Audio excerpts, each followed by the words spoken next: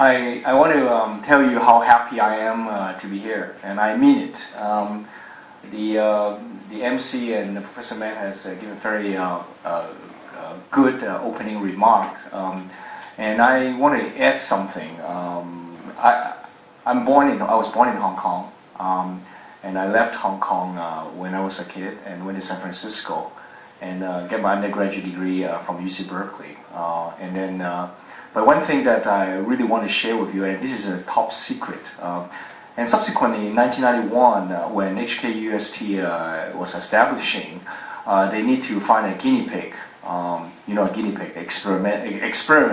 They said, well, this is a new university, and we need to have someone to try the program.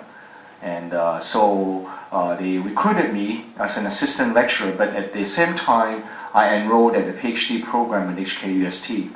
And so in 1994, I graduated from HKUST as the first PhD graduate. I know a few of you here, especially the guests, Brian, of course, and of course our big boss, the Fujikon CEO and chairman and founder, and so on and so forth. So tonight, when I walk into the CityU University campus, actually I was very touched. I saw a lot of young folks here stomping their ground and asking me whether I should vote for them. And I look at myself, I said I'm a little bit older than the typical typical voters that you should seek endorsement. But here's the thing. I see the first sign of success. The first sign of success is that your energy is so strong that you don't really care whether that is your candidate or not, because you are trying to send a message out regardless that they are there standing as a candidate. My speech today involves the presentation. Of course, now I'm the Chief Marketing Officer after I sold Perception Digital, after I took the company public, and you're welcome to ask me any question about that later on. My slide decks here is very, very systematic. It's from the government. It's the CMO, Chief Marketing Officer of S3. So before I dive into that, I want to tell you a few good news. The good news is that one of you will become very, very rich. I'm pretty sure about that. Because the odds of success now for an entrepreneur is really, really high. This comes in waves. When I've been back in Hong Kong 25 years now, I've seen several waves. Some of them called bubble, but some is not. But really, this perhaps, from many angles, this is the best era to be an engineer. I've never seen it like that. Because about 10, 15 years ago, the internet, that was really a bubble because there's no revenue. You can get really, really high valuation, but there's no revenue. But you look around, yes, they have very, very high valuation. Uber has high valuation, or the spin-off from HKUST, the DJI helicopter is $8 billion. They have high valuation. But look deep down, they also are supported by a genuine business model. The helicopter company probably is doing about $500 million of business. Uber, yes, it has a valuation of $50 billion US, but it's also generating revenue. And this is very, very different from a decade ago when companies, the .com, they keep telling you, what is your burn rate? You're burning money because you have zero revenue. When I first started Perception Digital, and fortunately I was able to take it public, we were a firm believer that we cannot be just a bubble. We have to have real revenue and real profit. And I think that's the time has really changed. So the first message I have to you is that this is a good time. This is the best of times. I don't have the crystal ball to tell you what will happen 10 years from now, or if I get invited back again. 10 years from now, what's going to happen? But if you want to start something, if you have any idea, this is the best of time. So unfortunately, I have to show you a little bit of boring stuff about S3 because now I'm officially with S3. So what does S3 have anything to do with you, right? So in the following slides, I'm going to show you two things. I want to pass you two messages, and I want to tell you right now, right here. S3's one of the mission is to really enable not just the industry to grow, but the people to grow. So S3 now has several initiatives. One initiative is called the AIR program. Literally, it encourages, and I believe that some of the graduates from CityU University apply, encourage young people like yourself. If you have any idea and want to start a new business, but do not know really how to start because of technology reasons or marketing reasons, you can actually apply to be an AIR fellow at S3. We'll pay you a stipend, not too much, but a monthly allowance for 9 months to 12 months until you are really, really sure about your business idea. And when that time comes that you really want to take in real money and form a real company, we'll gladly introduce you to all the incubation programs in Hong Kong, like that of Cyberport or Science Park, and we may even advise you on how to apply for funding, like the ESS scheme at the Hong Kong government, up to 10 million Hong Kong dollars, so you can really start your business. So number one. Number two is that S3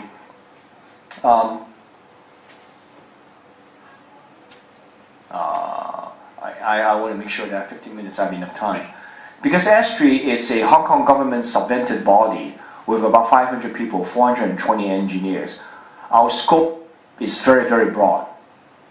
We have all the way, actually literally everything that I believe that City University EE department covers, from antenna design to battery, to the latest and greatest. We're doing fintech, financial technologies, we're doing big data, we're doing cyber security. If you have an idea that you want to perfect your hone your engineering skills, at S3, we're not asking you, hey, come to work for S3 and be there for the rest of your life. We want you to be able to come here, contribute indirectly to the growth of the technology industries in Hong Kong, because this is our mission. Because the way S3 works for some of you who may not know, is that we keep inventing. We have by now 1,000 patents, and the number of patents continue to grow. And even in software, unfortunately, software we don't really file patents, so we are copywriting a lot of the software. Our mission is that if you come in here, work alongside with the rest of the group. We have about 420 engineers, with about 25% of them are PhDs from various universities, from Princeton, Cornell, Columbia, Stanford, MIT, CityU, HKUST, Hong Kong U, and so on and so forth. Please come in here, take a look at our career profile, join one of the teams. The advantage, and you may want to consider that may be a breeding ground for your ability to look at a very broad spectrum of things. Because the way S3 works is the following. You come in here, the projects that you're going to work on, almost by default, will have industrial components. Now, rather than working for a private company, if you want to, of course, it's great that if you have a career, you can work for PCW, you can work for GoP, you can work for Fujicom, that's also great. But if you come to S3, first of all, predominantly it's an engineering company. We're 500 people, but 420 of us are engineers, and a lot of the management, including myself, of course, we're engineers. So we understand the projects that we take, by definition, will require industrial partners. That means literally, a company like PCW is one of, in the other division, is one of our partners. You have to come in and say, we want this to be done, but we cannot do it on our own because of budget reasons, because of technology reasons. And what we do at S3 is that we say, no problem, depends on your contributions, but the rest of the contributions we solicit the Hong Kong government, the Innovation Technology Commissions, to fund it. Now, the good news about this is that, therefore, every project that gets funded at S3 would have to be rigorously reviewed, because in Hong Kong today especially, the worst nightmare for any government official is that somehow we benefited something that does not have a direct impact. So you will have to go through a very rigorous review of the marketing feasibility, which is my department, technical innovation. And because you're with S3, at the same time you're working on this advanced stuff, which may result in patents, the industry will have to have already agreed with S3 what kind of technologies you want to develop. And almost by definition, because the industry also contribute a portion of the funding, with the rest vetted by the government, this project will very, very likely go into production or being used. So you see what I mean? So rather than being a pure R&D, that you don't know whether it is going to be useful or not, you get a benefit of literally both worlds. You get to do real R&D stuff that has industrial applications. Now maybe for some of you, I know that a lot of you have already graduated and working. This is not necessarily the case, because if you work in the industry all the way in a very frontline production, there's a pressure. Of course, that stuff. The good news is that the stuff you work in will by definition go into production. Will be used by the consumers or the rest of the world. But then the R&D component sometimes cannot be there. Frankly speaking, next month you need to create a. I'm sorry, I have to tease my buddy at Fujicon. The Walmart needs a new headphone. Needs to be delivered by Christmas.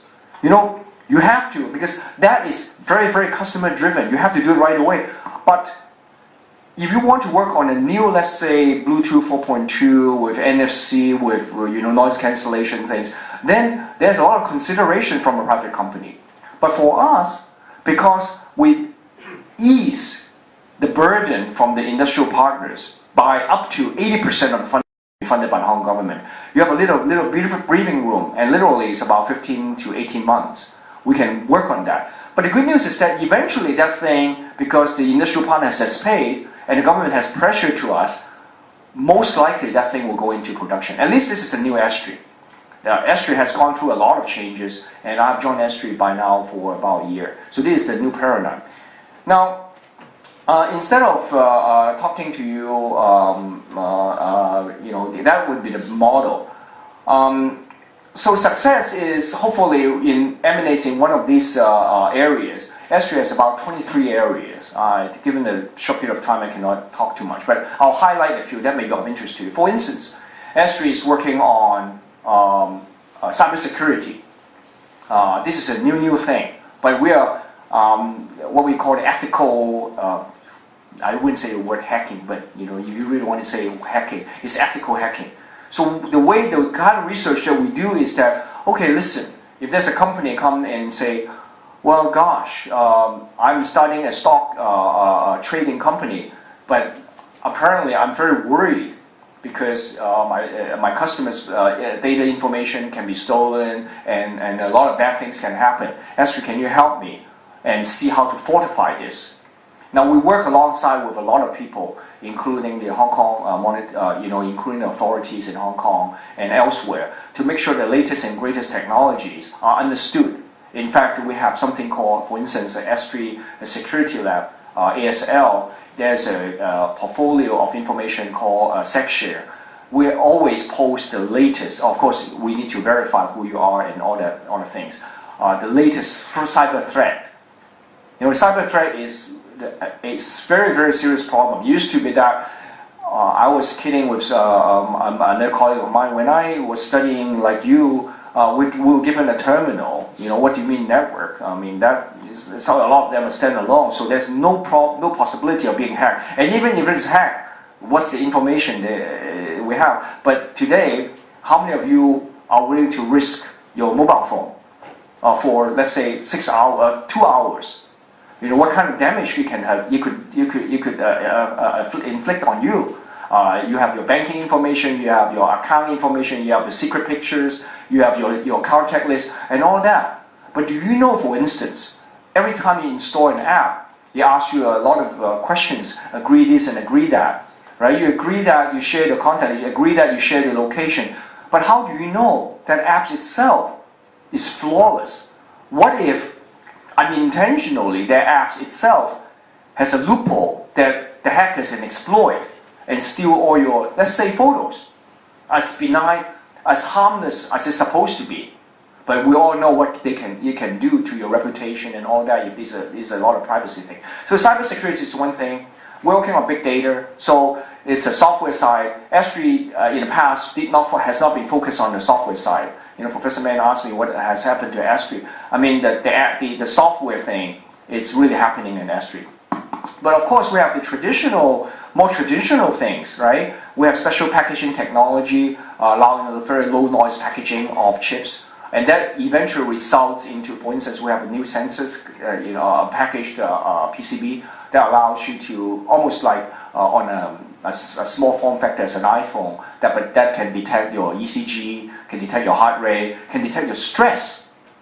Now that's interesting, stress meter. And in fact, we are having that being tested at some local hospitals in Hong Kong and also in China to verify that. That seems to be so far so good. I mean, a lot of interesting things come.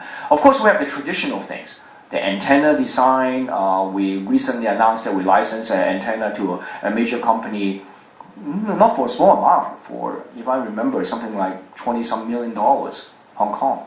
So we're doing a lot of things, and in the traditional and non-traditional sense.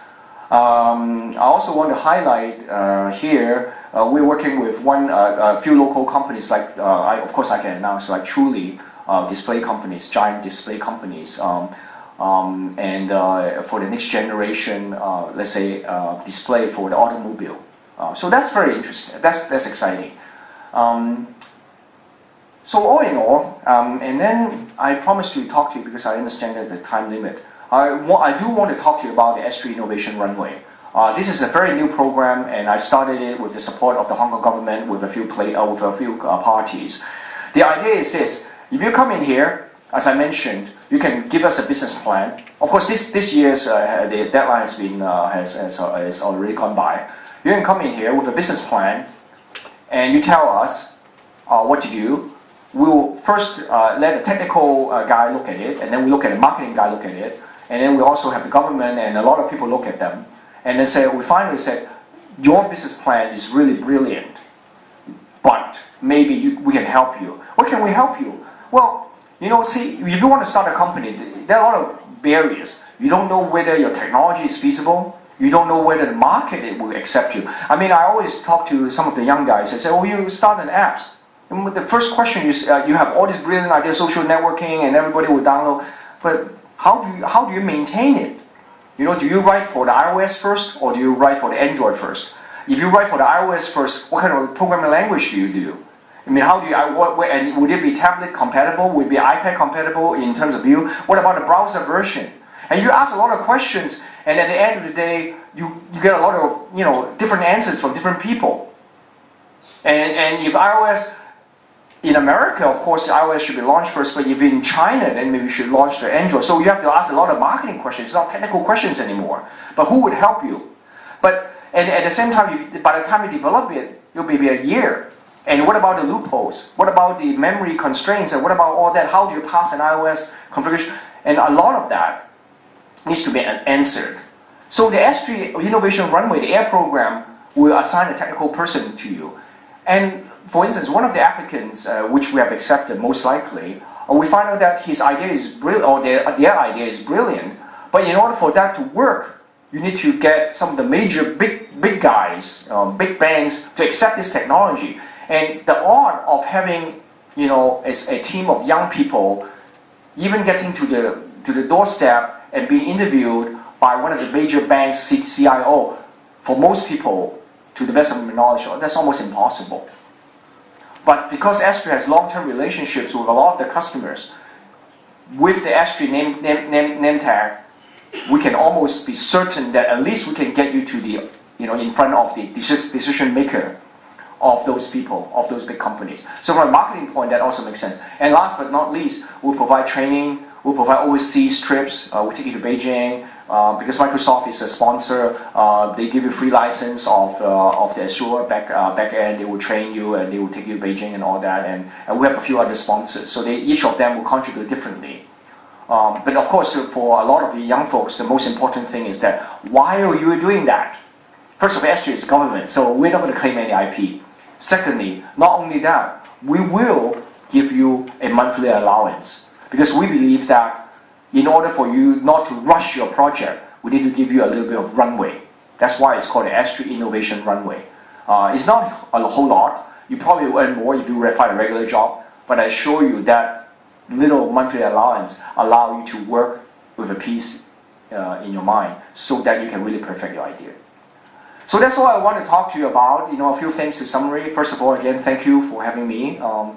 It's long overdue. I should volunteer to come back because indirectly I'm a partial CityU EE alumni because I stole all your equipment time for so long, but nobody knew. And secondly, to close, I really think that this is the best of time. Despite what a lot of people have said, being expensive, Hong Kong, competitiveness with China, how do you assimilate it? There are a lot of negative naysayers. But as my father used to tell me, never, never, never let anybody tell you that you can never, never do it. Because you can as long as you can and you want to. And objectively, this is the best of time. Because I can give you statistics after statistics. I just came back from London. A few young guys, they came up with an idea, just raised, millions of pounds, of euros. I've seen examples after examples, and I assure you, they are not any better than you. I can assure you that. Because I used to teach too. So the third is that, if you are looking for a career other than industries, other than overseas or advanced studies, look into S3. Maybe there's something that will work out. And the fourth is that you really want to start a new startup. Do look around. There are a lot of things. The air program is very limited. We have more than 140 applicants. And we reject a few, a number of them. But by the time those are qualified, about 140. And at the end, we only accept, I think, 18 or 19. So anyway, thank you very much for your time again. And I hope that I won't delay your dinner. I know you must be very hungry. Thank you very much.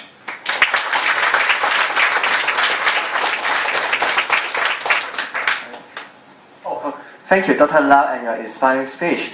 Next, let's move on to the Q&A session. My fellows, that's really serious, Professor May.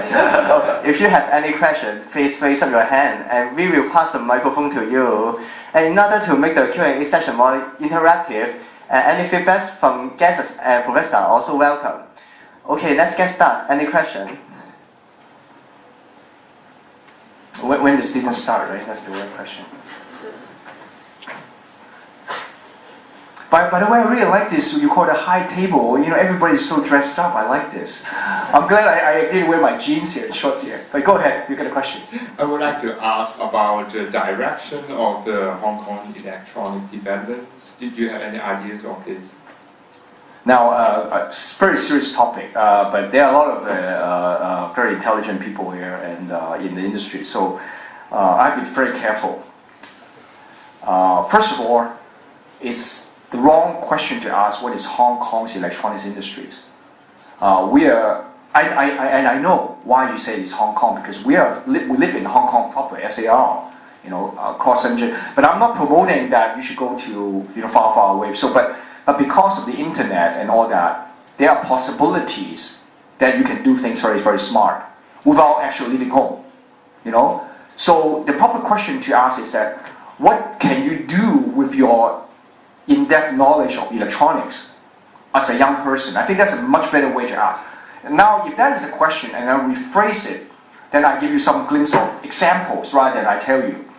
Example one, recently there are some guys about your age came back to Hong Kong and decided to start a intelligent coffee making machine that, in a nutshell, essentially is something like you can use your iPhone and then connect to a coffee machine and then they'll brew the right temperature, brew the right beans. You think this is stupid, right? Because you go to Starbucks or you go to McDonald's, or worse, you go to a Nestle and then powder. They went to Kickstarter. Now my numbers can be wrong. Okay, my numbers can be wrong. And they went to the VC. If I'm not mistaken, they raised about $20 million US. This is a Hong Kong company. Okay, so and you think about it. And the second answer I have to your comment to your question is that we are not just electronics guys. We are high-tech people. You cannot, although I saw on the USB there's a really nice diode. Diode is nice, it's good, but you cannot just be rich by making a diode. Everything is about system assimilation, system assembly. So, for instance, the example I gave you is actually a multidisciplinary project. And I keep giving talks and after talks I talk to people. Nobody can be successful if you are just good at one thing. You have to incorporate, or if you don't know, get people to know the software of things. The coffee machine, I deliberately made that example because there is the apps, there is the Bluetooth, there's the NFC, there's the internet, there's the security, right? You don't want someone to hack into your coffee machine and then suddenly you realize that at home something is burning, right? You think it is funny, but it's not that funny because recently we just came back from a conference, in hacker conference. It turns out that some of a very famous automobile, there's a glitch in the cybersecurity. It turns out that, since you guys are EE, I can explain. It turns out that the audio system has a MPU, and then the car has an MPU, but in between there's a bridge circuitry. And the bridge circuitry turns out that that particular connected circuitry has a glitch. So literally, you can call in and ask the car to drive left and right. You can stop it. It turns out the car manufacturer has to recall all the automobiles. It's a real case. And that will happen more and more. So think, not Hong Kong, think not just electronics, think multidisciplinary. But you are right, you're an expert in electronics, but how do you grow? That is just a seed, for you to grow to a bigger picture. So, but you have to be smart. You have to work hard and look around you.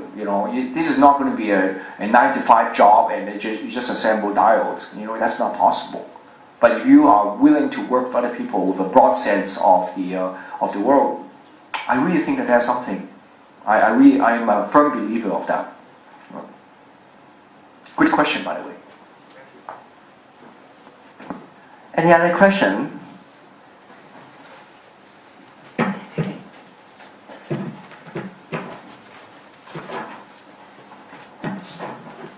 Okay, sir, I would like to know. Don't call me sir, I'm Jack. Nobody call me sir. Okay. So, Jack, I would like to know in what aspects is the S3.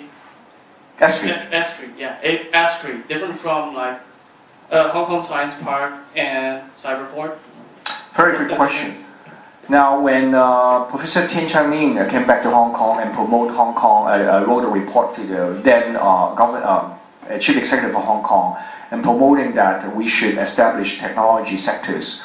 There's a very famous book by then, the MIT guys, and then Hong Kong. It's called Made by Hong Kong. It's a book called Made by Hong Kong. It promotes several things. It says you need to have the physical assets, also the intelligent capacities. In a nutshell, Cyberport and Science Park are buildings. Very important, but they're buildings, right? They're the landowners. S3 is just a bunch of geeks, engineers working on different things. S3 are human beings. These are land. But of course, you would rather be a landowner than an engineer, right? But seriously, so these are in a nutshell. So S3 will invent patents. Science Park won't invent patents. But S3 will need to work with companies who reside in Science Park as a physical space together to create magic. Does that answer your question? So S3 consists of a group of engineers who could We pay rent to Science Park to rent the office. So you pay Science Park? Oh, a lot of money. A lot of money. There's no discount, I assure you. But to my knowledge, I also know that Science Park and Cyberport, they have also similar programs to provide us. Very, very different. Cyberport and Science Park, they have incubation program. We work together with them. But two things. Cyberport and Science Park, they give you the space. They can give you discount. They give you 1 year rent free. But you walk in there, you are on your own. They give you a key to a room, and then that's it. It's not possible for them to get, although they can find mentors on part-time basis. But the S3 thing, you come in there, you are an engineer. We give you a desk, give you a computer, we give you actually mentors to teach you or show you how to do it. Both technical mentor and marketing mentor. We actually work alongside with you, where engineers roll up their sleeves and doing program with you. And hopefully, because and also on top of that, but this is very subtle. If you come to S3, when you win this, you are called S3F Fellow. It's like a fellowship. If you go into the Cyberport, You are not you. You are a member of a company. You are already a profit-seeking enterprise, commercial unit. You are not an individual fellow. So that's a major. Okay, thank you. But of course, if you want to make money, you eventually have to start a company. Question. Hi, Jack. Hi. The question regarding like S3 sounds like it does provide an incubation platform to the engineers or the inventors. Is that right? Now, I don't want to overshare, but I'm sure it is of interest. S3 has lots of programs. In terms of budgets, the AIR program is this much of the entire S3 budget. S3 has an annual budget of about 500 million Hong Kong dollars, for instance, because it's public. And the AIR program is, at most a couple million Hong Kong dollars a year. So in terms of their focus, it's not. But in terms of significance to the audience here, it's very important. So your question is whether S3 is a, I'm sorry, the question repeat again. Well, in short, representing more from, I would say, some capitalists here, so for the scientists and engineers, whether we can talk directly to S3.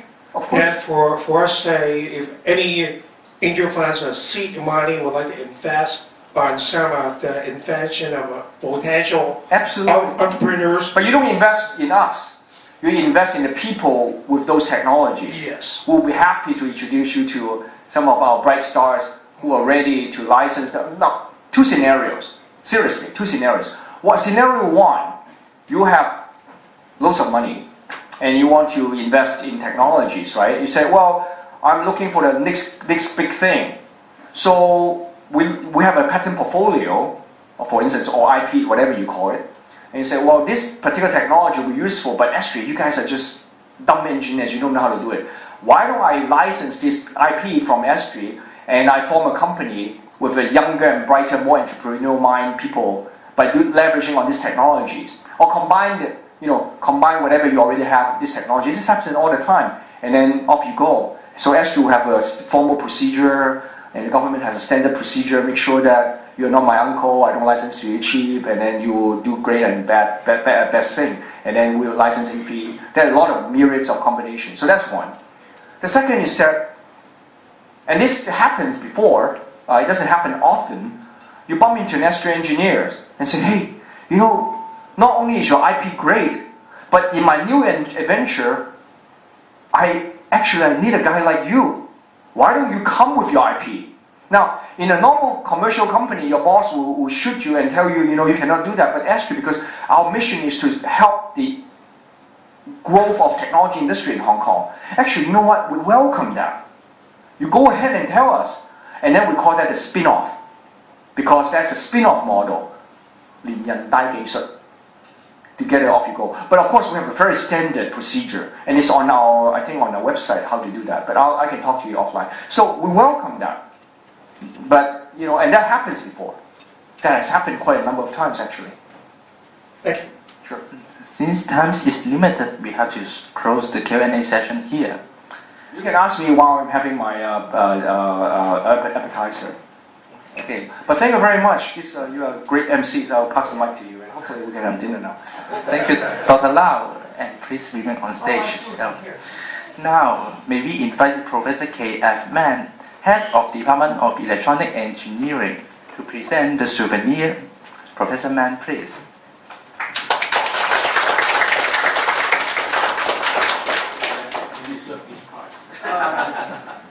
Thank you.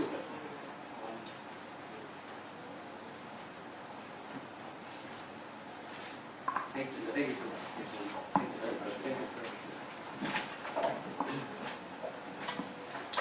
Thank you, Dr. Lau and Professor Mann.